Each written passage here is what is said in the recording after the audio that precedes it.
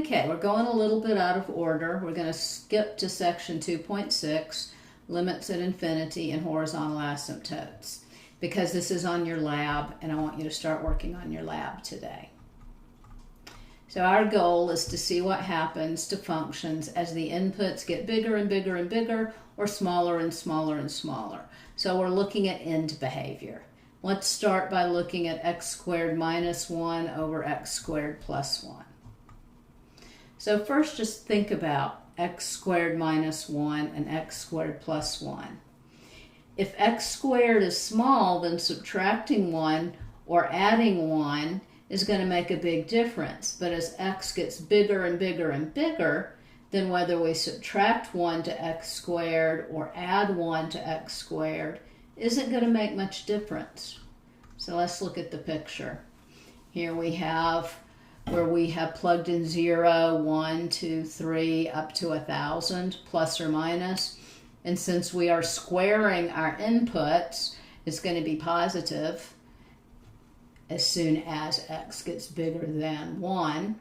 So if x gets bigger and bigger and bigger, the output approaches 1. As x gets smaller and smaller and smaller, the output approaches 1. And the way we write this symbolically is the limit as x approaches infinity. So that is the official calculus way to describe end behavior. Here's the official definition. If f is a function defined on some interval that goes to positive infinity, then the limit as x approaches infinity of f of x is equal to L means that you can get your outputs as close to L as you want to if you make x big enough. Makes sense. You could also say f of x approaches L as x approaches infinity. Here are 3 different pictures of functions whose limit as x approaches infinity is equal to L. It can approach L from the bottom, from the top, or it can wiggle around it and just get closer and closer from both sides. The line y equals L is called your horizontal asymptote. You should have learned a little something about those back in Math 171 or your pre-calculus class when we talked about exponential functions and rational functions. They often had horizontal asymptotes, like x squared minus 1 over x squared plus 1. Works the same if we go in the other direction, numbers getting closer and smaller and smaller and smaller, so x approaching negative infinity. And the definition is pretty much the same. Values of f of x can be made as close to L as we want to by choosing an input that is small enough, large negative number. And there's 2 examples where the output is approaching L as x approaches negative infinity. The line y equals L is a horizontal asymptote if either the limit as x approaches infinity is L or the limit as x approaches negative infinity is equal to L. Doesn't have to be both for it to be a horizontal asymptote. A very important one is the inverse tangent function. If you take Calc 2, you're going to be expected to know that the limit as x approaches infinity of the inverse tangent is pi over 2, and the limit as x approaches negative infinity of inverse tangent is negative pi halves. Okay, so finally we get to do an example. I'm going to minimize this, and we'll just look at the example where I have it printed out. So we want to find the infinite limits at infinity, and then write down the equation of the asymptotes. So I'm going to kind of go from left to right here. Looks like a horizontal asymptote there at y equals 2, because the limit as x approaches negative infinity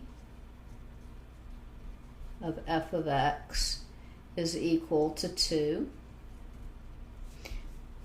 Let's see what happens on the other side. Limit as x approaches positive infinity. That means we're getting bigger and bigger and bigger. Let's see, 2, 3, 4.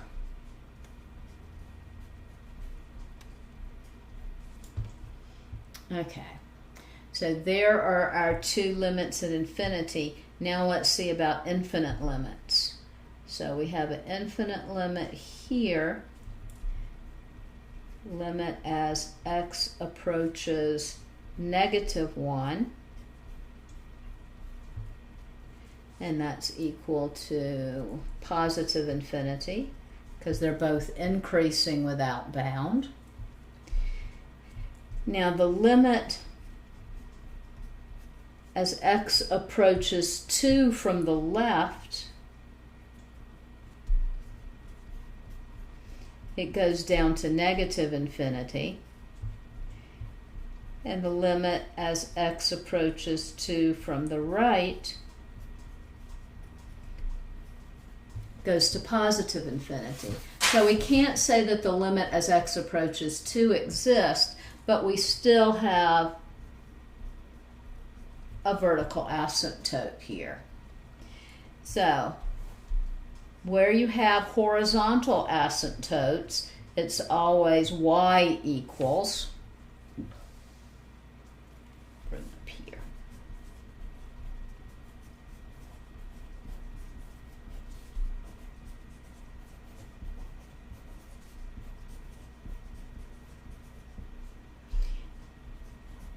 and it's always going to be y equals the output. So y equals 2 and y equals 4. Vertical asymptotes are always of the form x equals, and x equals is down here. X equals -1 and x equals 2.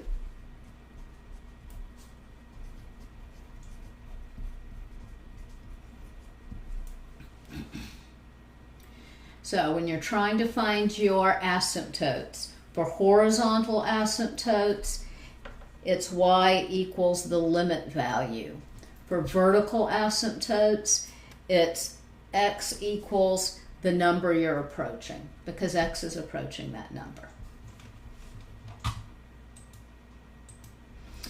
And I talk you through all of that there on the PowerPoint. I printed out practice number 4 so we could go ahead and look at this one too. Of course, all of this will be in your class notes. So first it asks for the limit as x approaches infinity of our function. So that means what's happening as we move to the right. And it looks like we're approaching 2. Limit as x approaches negative infinity, -1. The limit as x approaches 0 is going down towards negative infinity on both sides of 0. And I wrote down 0 because I was saying 0. It's negative infinity. As we approach 2 from the right, we're going to negative infinity. From the left, we're going to negative infinity. As we approach 2 from the right, we're going up to positive infinity. Let's just talk our way through it. As x approaches positive infinity, the graph is going towards 2. As our inputs are going to negative infinity, our outputs are approaching -1. As x approaches 0, we're going down towards negative infinity on both sides. So the limit is negative infinity. And as we approach 2 from the left, we're going down to negative numbers, negative infinity. And as we approach 2 from the right, we're getting bigger and bigger. We're going to positive infinity. So equations of asymptotes, if we have x equals infinity is a number, that means we have a horizontal asymptote.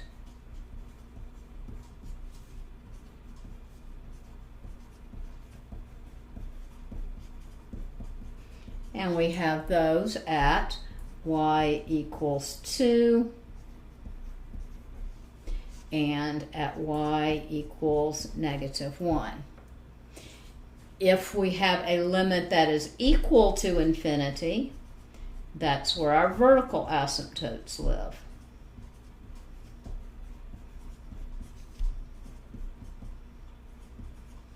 And they're always of the form x equals whatever you're approaching. X equals 0. And it doesn't matter if it's a left or right-hand limit.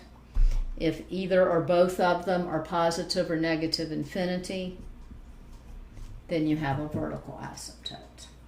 All right. Let's practice sketching some examples of a function that satisfy given conditions. So we'll do a couple of these together, and I'll leave the rest of them for you to do on your own, and then check back on the practice, the class notes, to be sure you have them right.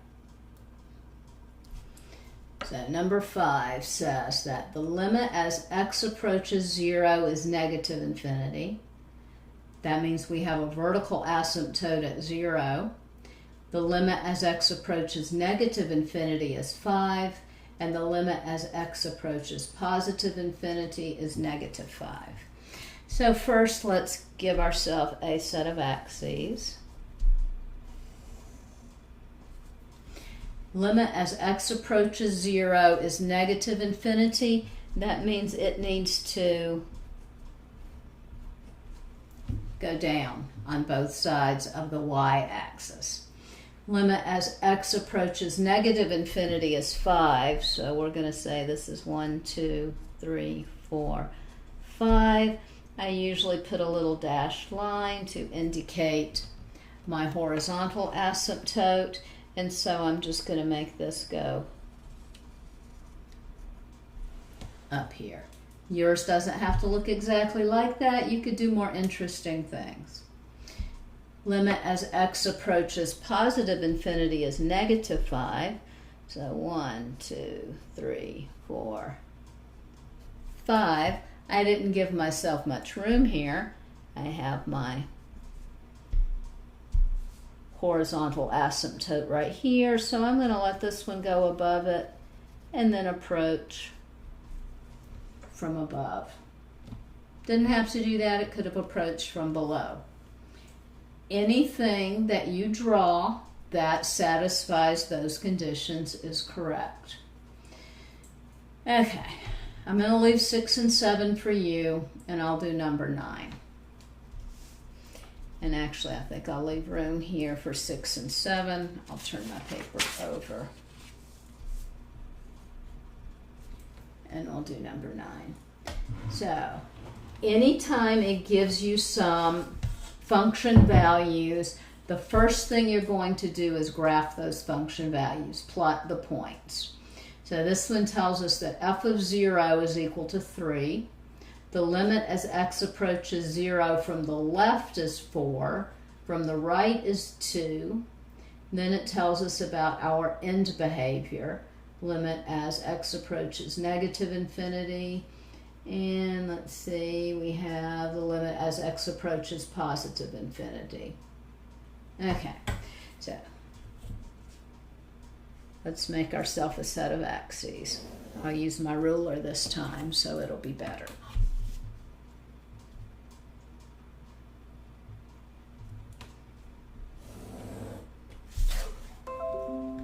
So the first thing I says is f of 0 is equal to 3. 1, 2, 3. I'm going to put that right here. And the limit as x approaches 0 from the left is equal to 4. So I'm going to put an open dot there at 4 because I know that my function has to go towards that point.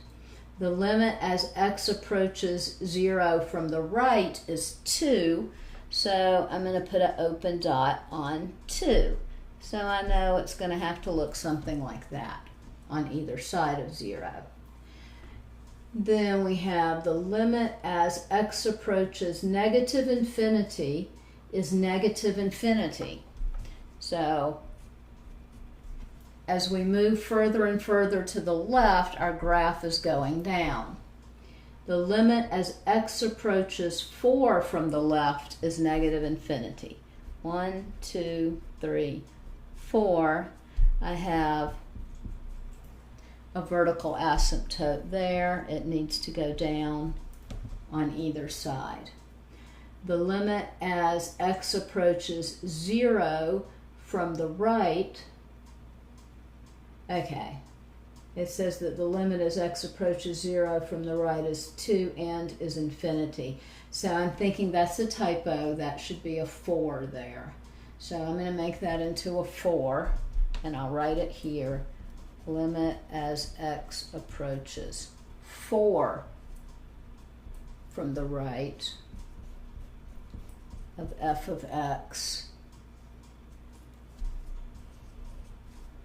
is equal to infinity, not 0 from the right, because it can't do two different things. So from the left it went down, from the right it was going up, and the limit as x approaches infinity is 3. So this is 1, 2, 3. So over here we look kind of like that. Here we have to approach there, and this one has to go down as x approaches negative infinity. And I need to go in and fix that PowerPoint. Let's pause here, and you go back and do 6 and 7, and then we'll pick up with example 2.